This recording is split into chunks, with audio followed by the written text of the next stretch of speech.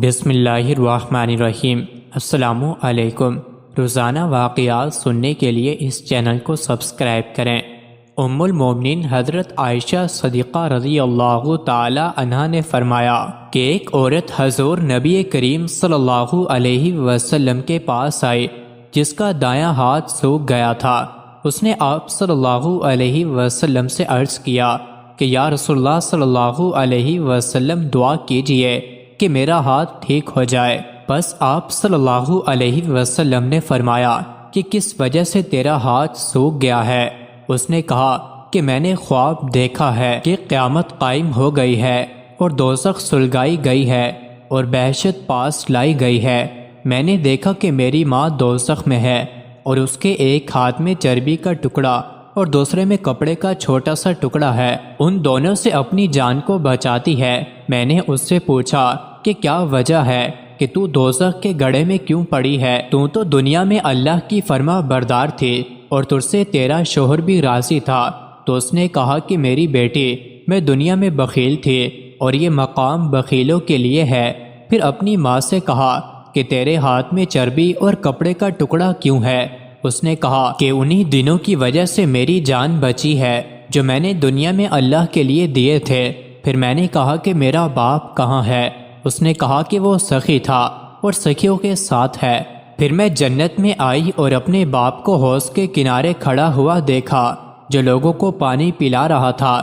میں نے اپنے باپ سے کہا کہ میری ماں اللہ تعالیٰ کی فرما بردار عورت تھی اور تو بھی اس سے راضی تھا، وہ دوزخ میں جل رہی ہے اور سخت پیاسی ہے اور تو لوگوں کو حضور نبی کریم صلی اللہ علیہ وسلم کے حوض سے پانی پلا رہا ہے، بس اس کو بھی پانی کا ایک گھونٹ پلا دو۔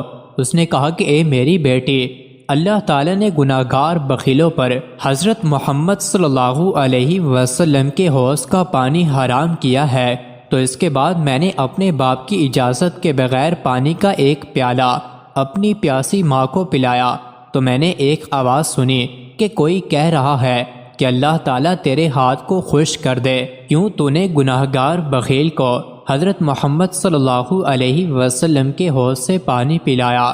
جب میں نیند سے بیدار ہوئی تو میں نے اپنے ہاتھ کو سوکھا ہوا پایا۔ تو حضرت عائشہ صدیقہ رضی اللہ تعالی عنہا نے فرمایا کہ جب حضور نبی کریم صلی اللہ علیہ وسلم نے اس کی بات کو سنا تو آپ صلی اللہ علیہ وسلم نے اپنے عصا کو اس کے ہاتھ پر رکھ کر اس کے لیے دعا فرمائی، بس اس کا ہاتھ ٹھیک ہو گیا۔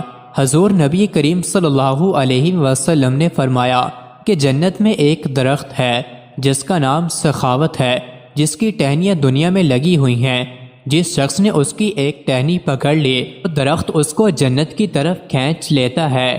اسی طرح بخل ایک دوزخ ہے جو کہ دوزخ میں اگا ہوا ہے اور اس کی شاخیں بھی دنیا میں جھکی ہوئی ہیں۔